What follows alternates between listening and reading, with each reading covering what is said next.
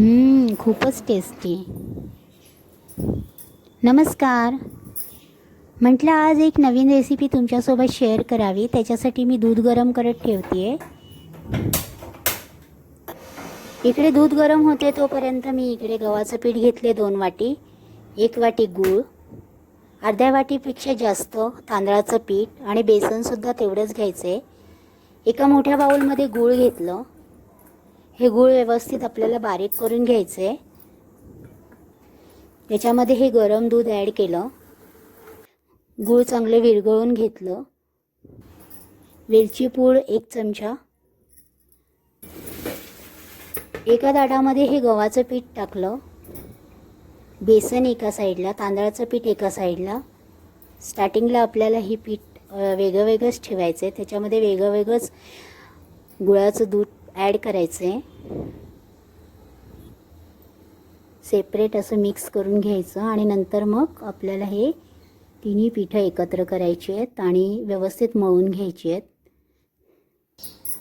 जेवढं आपल्याला गुळाचं दूध आवश्यक आहे तेवढंच यूज करायचं. थोडं थोडं हवं असल्यास अजून दूध घ्यायचं आणि आपल्याला याचा डो बनवायचा आहे.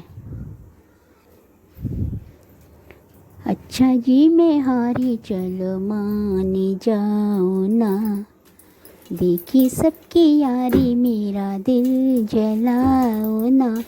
बघा थोडंसं तेल घेतलेलं मी आहे, कारण की थोडंसं आपल्याला डो प्लेन करायचं आहे. बघा जास्त आपल्याला सॉफ्ट डो नाही बनवायचा आहे.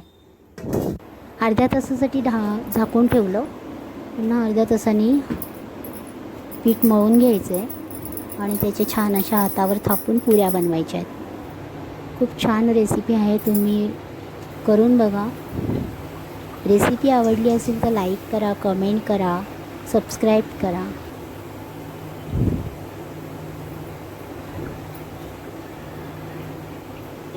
देखी सबकी यारी मेरा दिल जलाओ ना, अच्छा जी मैं हारी चलो माने जाओ ना. खूप छान गोड पुऱ्या झालेल्या आहेत ह्या. Thank you for watching. बाय.